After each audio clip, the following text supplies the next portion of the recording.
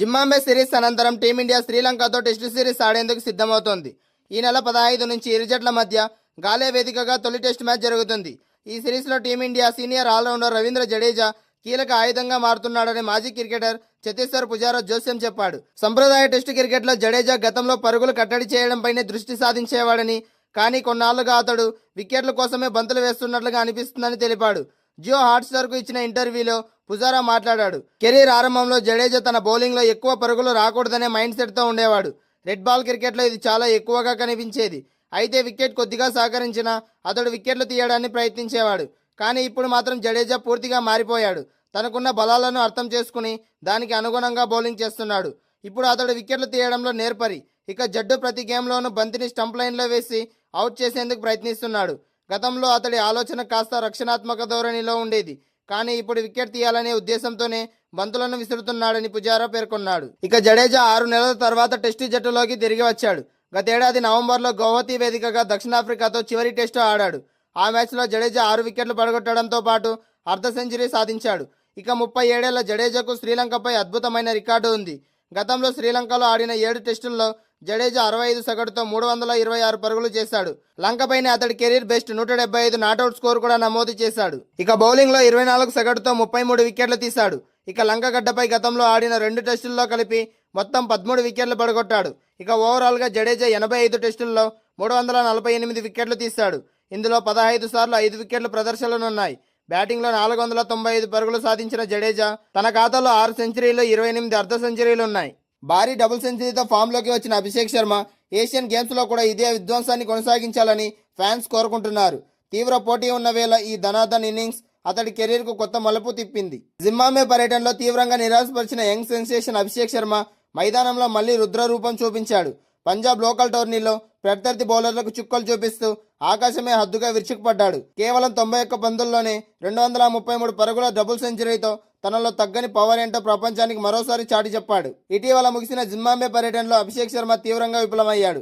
3 ఇన్నింగ్స్లలో కలిపి కేవలం 11 పరుగులు మాత్రమే చేసి తీవ్ర విమర్శలు మూటగట్టుకున్నాడు. ఐర్లాండ్, ఇంగ్లాండ్, జింబాబ్వే సిరీస్లలో కలిపి 10 ఇన్నింగ్స్లలో 191 పరుగులు మాత్రమే చేయడంతో అతడి ఫామ్పై అనేక అనుమానాలు వ్యక్తమయ్యాయి. విమర్శకుల నోళ్లు మూయించడానికే అన్నట్లు Punjab state international domestic one day టోర్నీలో అమృత్సర్ తరపున ఓపెనర్గా దిగి ఊచ కోతకొస్తాడు. అమృత్సర్లోని గాంధీ మైదానంలో తరుణ్ జట్టుపై అభిషేక్ శర్మ ఆడిన ఇన్నింగ్స్ క్రికెట్ చరిత్రలోనే నిలిచిపోతుంది. ప్రత్యర్థి బౌలర్లను చీల్చి చెండాడుతూ గ్రౌండ్లో నలుమూలలా బౌండరీల వర్షం కురిపించాడు. కేవలం 91 బంతుల్లో 15 పోర్లు, ఏకంగా 25 దిమ్మ తిరిగే సిక్సర్లతో 233 పరుగులు బాదాడు.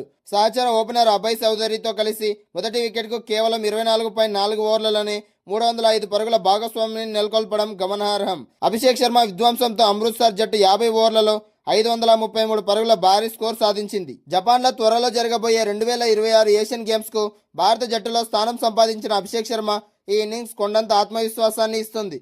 ఇటీవల టీ20 ప్రపంచ కప్లో sunrisers Hyderabad star opener సత్తా చాటినప్పటికీ అంతర్జాతీయ మ్యాచ్లలో నిలకడలేమి అతడికి వెంటాడుతోంది. జపాన్ పర్యటనకు ముందు సాధించిన ఈ డబుల్ సెంచరీ అతడిలో నూతన ఉత్సాహాన్ని నింపుతుందనడంలో ఎలాంటి సందేహం లేదు. ప్రస్తుతం భారత జట్టులో ఓపెనింగ్ స్థానం కోసం తీవ్రమైన పోటీ నెలకొంది. 15 ఏళ్ల వయసులోనే వైభవ్ సూర్యవంశీ జింబాబ్వే టూర్లో ప్లేయర్ ఆఫ్ ద సిరీస్ కొట్టి రేసులోకి వచ్చాడు. దాంతోపాటు ఇషాన్ కిషన్, ప్రభ్ సింగ్, సంజు శాంసన్ లాంటి ఆటగాళ్ల అవకాశాల కోసం ఎదురుచూస్తున్నారు. రాబోయే ఏషియన్ గేమ్స్లో అభిషేక్ శర్మ ఖచ్చితంగా రాణించాల్సిందే. లేదంటే జట్టులో స్థానాన్ని కాపాడుకోవడం కష్టంగా మారింది. టీమిండియా పేసర్ మహమ్మద్ షమి పునరాగమనం కోసం కోట్లాది మంది అభిమానులు ఎదురుచూస్తున్నారు. అతడు త్వరలోనే పూర్తి ఫిట్నెస్ సాధించి జాతీయ జట్టులో రీఎంట్రీ ఇస్తాడని బీసీసీఐ వర్గాలు భావిస్తున్నాయి. కానీ పరిస్థితులు అందుకు భిన్నంగా ఉన్నాయి. మహమ్మద్ షమి ఇంగ్లాండ్ పర్యటనకు దూరం కావడంపై సస్పెన్స్కు తెరపడింది. BCCI chief selector Ajit Agarkar ఈ విషయంపై స్పందిస్తూ సంచలన విషయాలు వెల్లడించారు. షమి పూర్తి ఫిట్నెస్తో ఉండి ఉంటే ఖచ్చితంగా ఇంగ్లాండ్ పర్యటనలో ఉండేవాడని స్పష్టం చేయడం ప్రాధాన్యతకు సంతరించుకుంది. భారత స్టార్ ఫాస్ట్ బౌలర్ మహమ్మద్ షమీని వరుసగా పక్కన పెట్టడంపై క్రీడా వర్గాల్లో పెద్ద ఎత్తున చర్చ సాగింది. తాజాగా జట్టు ఎంపిక షమీ పరిస్థితిపై BCC chief selector Ajit Agarkar నోరు విప్పాడు. ఇంగ్లాండ్ గడ్డపై టెస్టు సిరీస్ అనగానే షమీ లాంటి అనుభవజ్ఞుడైన బౌలర్ అవసరం జట్టుకు ఎంతైనా ఉందని పేర్కొన్నాడు. ప్రపంచ కప్ తర్వాత చికిత్స చేయించుకున్న షమీ కోలుకోవడానికి కొంత సమయం పడుతుందని అగర్కర్ వివరించాడు. నేషనల్ క్రికెట్ అకాడమీ వైద్య బృందం పర్యవేక్షణలో అతడు తీవ్రంగా శ్రమిస్తున్నాడు. టెస్టు మ్యాచ్ ఆడేందుకు కావాల్సిన మేనేజ్ ఫిట్నెస్ సాధించడం అంత తేలికైన విషయం కాదు. 5 రోజుల సుదీర్ఘ ఆటలో ఎక్కువ ఓవర్లు వేసే స్థాయికి చేరుకున్న తర్వాతే అంతర్జాతీయ క్రికెట్లోకి దించాలని మేనేజ్మెంట్ భావిస్తోంది. ఇంగ్లాండ్ వేదికగా జరిగే రెడ్ బాల్ మ్యాచ్లో షమీ బౌలింగ్ అత్యంత ప్రమాదకరంగా మారుతుంది. అయితే అరోగర ఫిట్నెస్తో అతడిని మైదానంలోకి దించి మళ్లీ గాయాలు పడేలా చేయడం ఏమాత్రం సంస్కారం కాదు. సుదీర్ఘ కెరీర్ను దృష్టిలో ఉంచుకుని వైద్య బృందం సలహా మేరకు ఈ పర్యటనకు అతడిని దూరం పెట్టాల్సి వచ్చిందని సెలెక్టర్లు వివరణ ఇచ్చారు. స్వదేశంలో జరిగే తదుపరి మ్యాచ్ల నాటికి అతడు సిద్ధమయ్యే అవకాశం ఉంది. అంతర్జాతీయ జట్టులో మళ్లీ రావాలంటే షమీ మొదటి రంజీ మ్యాచ్లో లేదా ఇతర దేశీవాళీ క్రికెట్లో ఆడి తన బౌలింగ్ సామర్థ్యాన్ని నిరూపించుకోవాల్సి ఉంటుంది. మ్యాచ్ ప్రాక్టీస్ లభించడంతో పాటు ఫిట్నెస్పై పూర్తి నమ్మకం వస్తుంది. షమీ మళ్లీ పాత ఫామ్ను అందుకోవడానికి సెలెక్టర్ల కమిటీ పూర్తి సహకారం అందిస్తుందని అగార్కర్ ధీమా వ్యక్తం చేశాడు.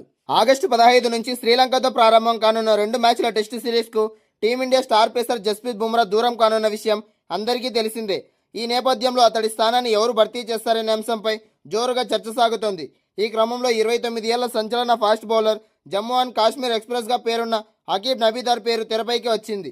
బుమ్రాకు ప్రత్యామ్నాయంగా నబీ పేరు దాదాపు ఖరారైనట్లు బీసీసీఐ వర్గాలు చెప్తున్నాయి. నబీకి దేశీవాళీ క్రికెట్లో అద్భుతమైన ట్రాక్ రికార్డు ఉంది. 2025-26లో రంజీ ట్రోఫీలో అతడు 10 మ్యాచ్ల్లో 60 వికెట్లు తీసుకుని టోర్నీలో అత్యధిక వికెట్లు సాధించిన ఫాస్ట్ బౌలర్గా నిలిచాడు. జమ్మూ కాశ్మీర్ తొలి రంజీ ట్రోఫీ టైటిల్ సాధించడంలోనూ అకీబ్ నబీదార్ కీలక పాత్ర పోషించాడు. మొత్తంగా 43 మ్యాచ్లు, 162 వికెట్లు, 5 వికెట్ల ప్రదర్శన 16 సార్లు, 10 వికెట్ల ప్రదర్శన 4 సార్లు, అత్యుత్తమ బౌలింగ్ 24 పరుగులిచ్చి ఏకంగా 7 వికెట్లు తీశాడు. ఇది ఇలా ఉండగా ఇక సీనియర్ పేసర్ భువనేశ్వర్ కుమార్ కు మళ్లీ జాతీయ జట్టులో అవకాశం ఇవ్వాలనే చర్చ నడుస్తోంది. ఈ వెటనర్ బౌలర్ మాత్రం తనకు అలాంటి ఆలోచన ఏమీ లేదని స్పష్టం చేశాడు. ప్రస్తుతం తన జీవితం సాఫీగానే సాగుతుందని వెల్లడించాడు. భువనేశ్వర్ కుమార్ చివరిసారిగా 2022లో భారత్ తరపున ఆడాడు. ప్రస్తుతం ఐపీఎల్తో పాటు దేశీవాళీలోనే ఆడుతున్నాడు. ఇటీవల ముగిసిన సీజన్లో రాయల్ ఛాలెంజర్స్ బెంగళూరు వరుసగా రెండోసారి విజేతగా నిలవడంలో భువీ కీలక పాత్ర పోషించాడు. నేను ఇప్పటికే భారత జట్టుకు ఆడాను. ఇక ప్రత్యేకంగా సాధించాల్సిందేమీ లేదు. మళ్ళీ అవకాశం ఇస్తే గొప్పగా భావిస్తా. కానీ నా అనుభవం ఇప్పటికే ఉంది. ఆటపై ఉన్న ప్రేమ నన్ను నడిపిస్తోంది. క్రమశిక్షణతో ఎలా ఉండాలో నాకు తెలుసు. ఐపీఎల్లో ఆడుతున్నా, అలాగే దేశీవాళ్లలోనూ బరిలోకి దిగుతున్నా. గతంలో యూపీ టీ20 లీగ్ ఆడా. ఇప్పుడు నేను చాలా ప్రశాంతంగా ఉన్నా. అందుకు నా ఫ్యామిలీకి క్రెడిట్ ఇవ్వాలి. ఇంట్లో క్రికెట్ గురించి మాట్లాడుకోం. మళ్ళీ జాతీయ జట్టుకు వెళ్తే పరిస్థితి ఏంటని ఇప్పటికే వరకు చర్చించుకోలేదు. ఎందుకు సెలెక్ట్ కాలేదు, నేనేం పొరపాటు చేశాననే విషయాలపై మాట్లాడుకోలేదు. నాకెలాంటి విచారమూ లేదు అని భువీ తెలిపాడు.